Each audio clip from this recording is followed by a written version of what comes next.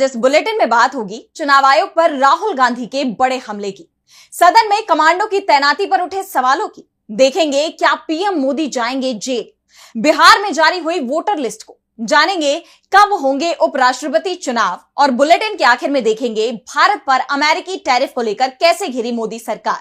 लेकिन दिन भर की तमाम बड़ी खबरों से पहले एक नजर आज की सुर्खियों पर।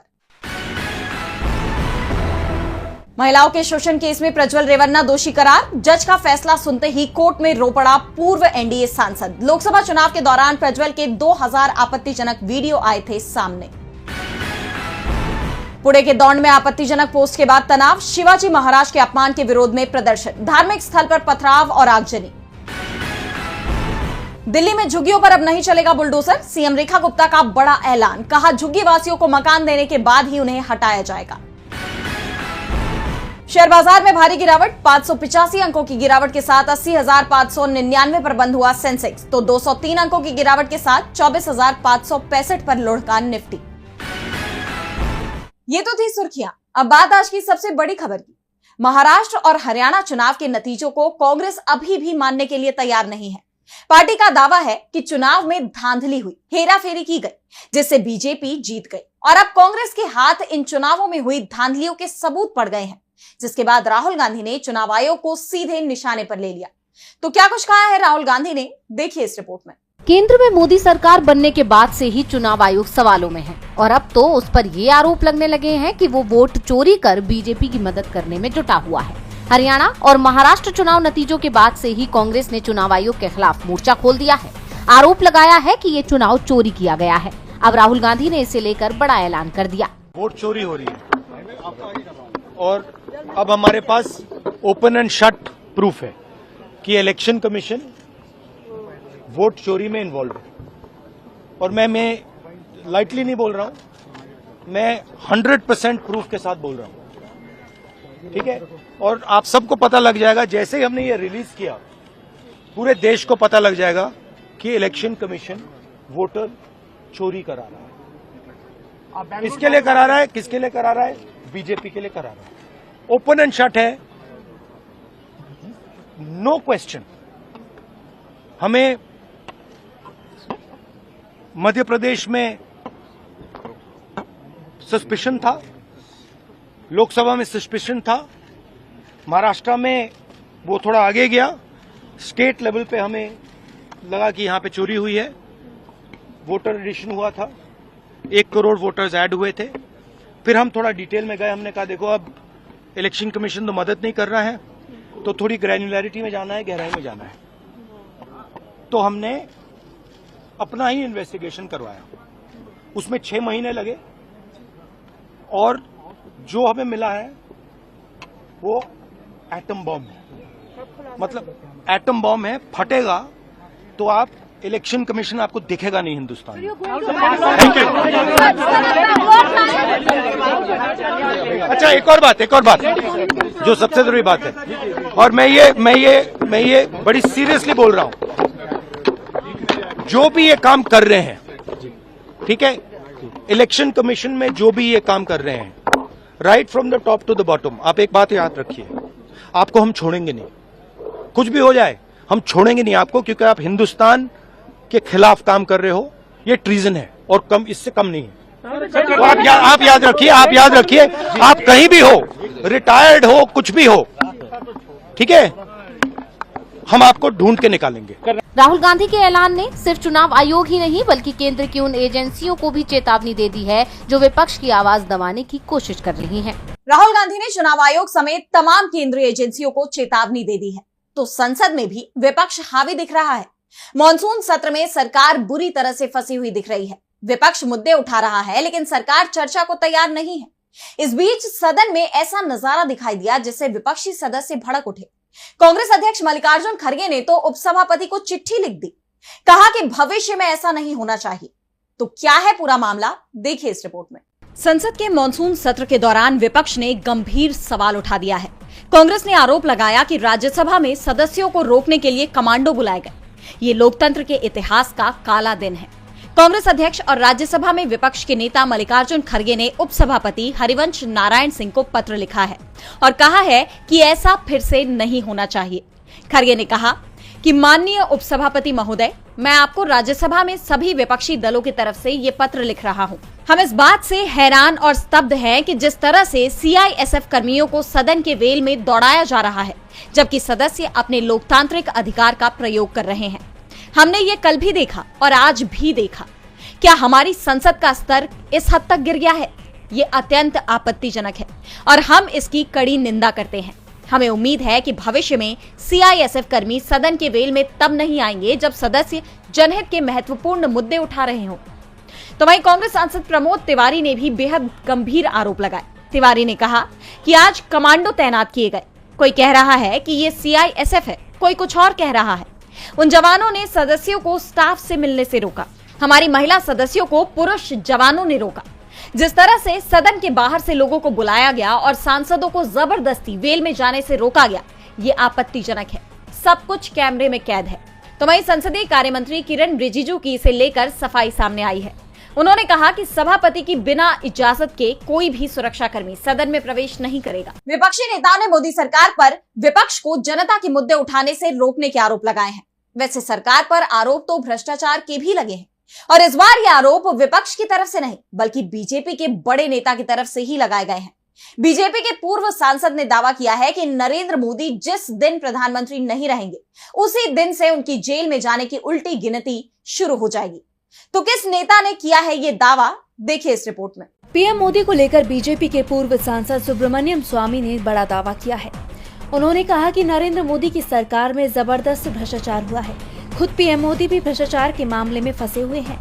जब तक वो प्रधानमंत्री हैं, तब तक वो सुरक्षित हैं, लेकिन जैसे ही उनकी सरकार जाएगी, वो प्रधानमंत्री पद से हटेंगे, उनके भ्रष्टाचार सामने आ जाएंगे। पीएम मोदी पर एक्शन होगा, उन्हें जेल जाना पड़ेगा। स्वामी ने दावा किया कि अमेरिका के पास पीएम मोदी की भ्रष्टाचार के सबूत हैं और यही कारण है कि पीएम मोदी अमेरिका के राष्ट्रपति डोनाल्ड ट्रंप से डरते हैं। स्वामी ने ये तो नहीं बताया कि पीएम मोदी पर भ्रष्टाचार के क्या आरोप हैं और अमेरिका के पास पीएम के भ्रष्टाचार के कौन से सबूत हैं, लेकिन उन्होंने ये दावा जरूर किया कि नरेंद्र मोदी पर जल्द ही बड़ा संकट आने वाला है, क्योंकि इसके तार विदेश से भी जुड़े हुए हैं। वैसे विपक्ष की तरफ से ये दावा किया जाता है कि पीएम मोदी अपने मित्रों की मदद करने की कोशिश करते हैं। 3 साल पहले श्रीलंका के बिजली विभाग के मुखिया एमएमसी फर्डिनेंडो का एक बयान सामने आया था, जिसमें उन्होंने दावा किया था कि अडानी ग्रुप को श्रीलंका में एक पवन ऊर्जा प्रोजेक्ट पीएम मोदी के कहने पर राजपक्षे ने दिलाया था। 2022 में श्रीलंका में राजपक्षे की सरकार थी। वो बात अलग है कि बाद में फर्डिनेंडो अपने बयान से पलट गए थे। राफेल डील को लेकर भी पीएम मोदी पर सवाल उठे थे। ये डील सरकार के स्तर पर हुई थी। पीएम मोदी और उस समय फ्रांस के राष्ट्रपति रहे फ्रांसुआ ओलांद के समय राफेल डील पर साइन हुए थे। बाद में जब सवाल उठे कि राफेल ने HAL के साथ समझौता क्यों नहीं किया, सरकारी कंपनी HAL की जगह क्यों रिलायंस को तरजीह दी, और जब सवाल ओलांद से हुआ तो उन्होंने कहा था कि भारत सरकार के कहने पर सरकारी कंपनी की जगह राफेल को रिलायंस से डील करनी पड़ी थी। इस मामले में हमारी बिल्कुल नहीं चली थी। और अब बीजेपी के नेता ने दावा किया है कि कई मामले हैं जिसमें मोदी फंस सकते हैं। अपने ही नेता के बयान ने पीएम मोदी की मुश्किलें बढ़ा दी हैं, तो मुश्किलों से चुनाव आयोग भी घिर गया है। बिहार में वोटर लिस्ट के पुनरीक्षण को लेकर चुनाव आयोग को काफी विरोध का सामना करना पड़ रहा है। विपक्ष के तमाम आरोपों के बावजूद चुनाव आयोग की SIR प्रक्रिया जारी रही और अब पहली ड्राफ्ट वोटर लिस्ट भी सामने आ गई है, जिसमें बड़ी संख्या में मतदाताओं के नाम कटे हैं, जिससे विपक्ष के दावों को बल मिल रहा है। तो क्या है पूरी खबर, जानने के लिए देखिए ये रिपोर्ट। बिहार में वोटर लिस्ट की प्रक्रिया के बाद राज्य की ड्राफ्ट मतदाता सूची चुनाव आयोग ने जारी कर दी है और जैसे कि विपक्ष दावे कर रहा था, बिल्कुल वैसा ही हुआ।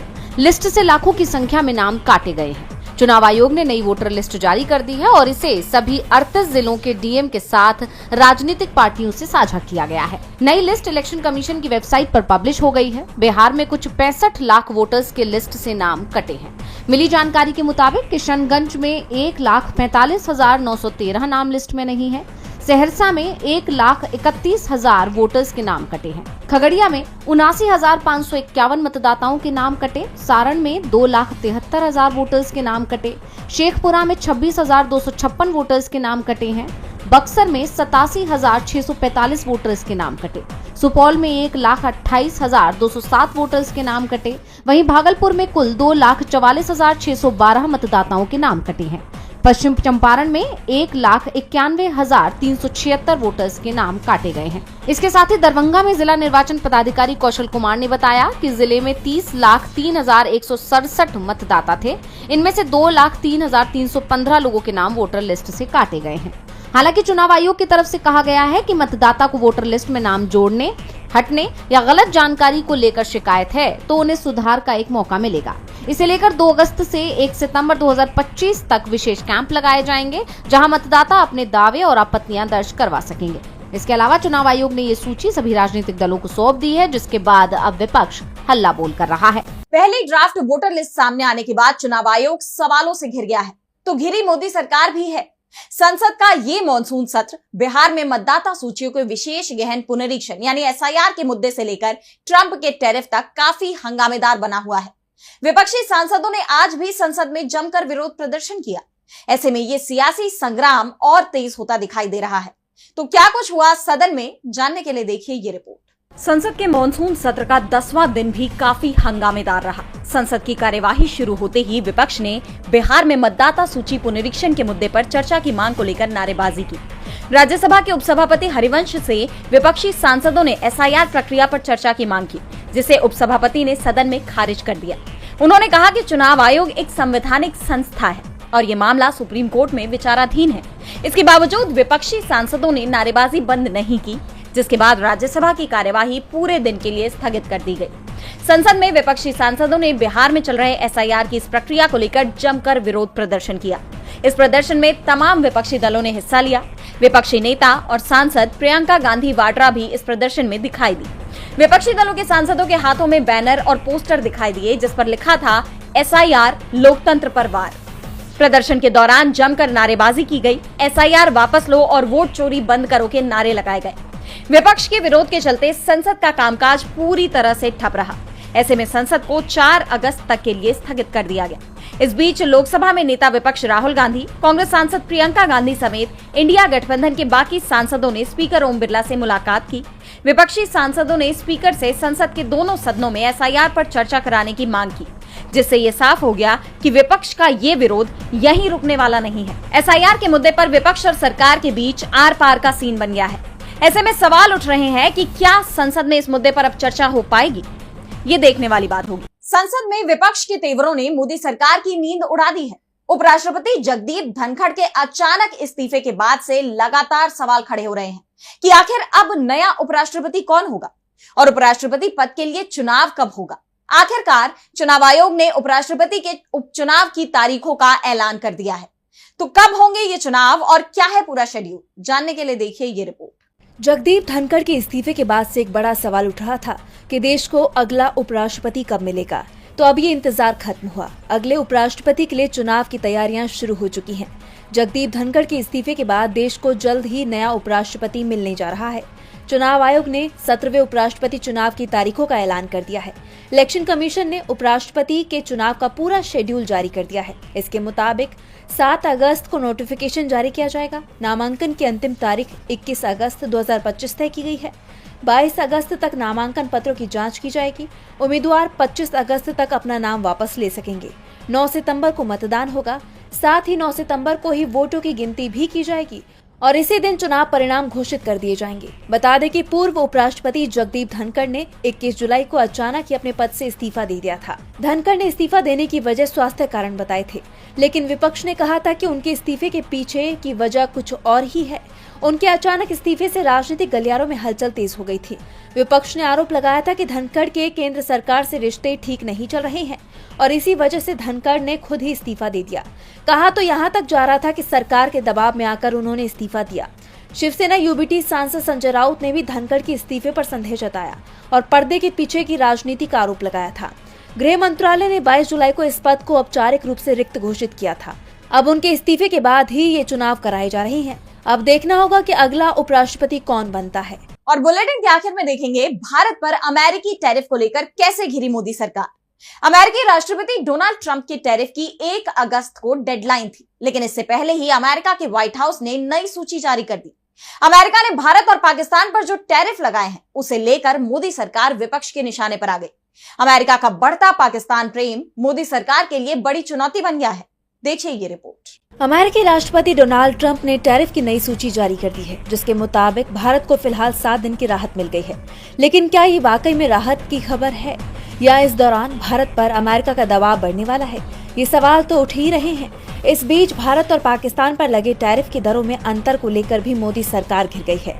नई सूची के मुताबिक अमेरिका भारत पर 25% टैरिफ लगाएगा, जबकि पाकिस्तान पर सिर्फ 19% टैरिफ। बीते दिन अमेरिका पाकिस्तान के बीच ऑयल डील भी हुई, जिसे राष्ट्रपति ट्रंप ने ऐतिहासिक बताया, जिसे देखते हुए अमेरिका भारत के रिश्तों में तनाव की आशंका तो जताई जा ही रही है। लेकिन फिलहाल मोदी सरकार इस पर चुप है, जिस पर विपक्ष भड़क गया। कांग्रेस ने सरकार की इस चुप्पी पर गंभीर सवाल खड़े कर दिए। कांग्रेस प्रवक्ता पवन खेड़ा ने ट्वीट करते हुए मोदी सरकार के अच्छे दिन पर तंज कसा है। उन्होंने लिखा, सरेंडर मोदी अमेरिका के कहने पर मित्र देश रूस से तेल खरीदना बंद कर रहा है, जबकि खुद अमेरिका भारत के दुश्मन देश पाकिस्तान के साथ तेल समझौता कर चुका है। भारत पर तो अब भी 25% टैरिफ और अघोषित पेनल्टी लगाई है, लेकिन पाकिस्तान पर केवल 19% टैरिफ लगाया है। रूस, जो हमारा पारंपरिक सहयोगी था, अब भारत से निराश होकर पाकिस्तान के साथ एक बड़ा रेल मार्ग बना रहा है। अब खुद अंदाजा लगाइए, मोदी के कारण अच्छे दिन कहाँ आए हैं, भारत में या पाकिस्तान में। बाकी समझदार के लिए तो इशारा ही काफी है और बेवकूफ के लिए नजारा भी काफी नहीं।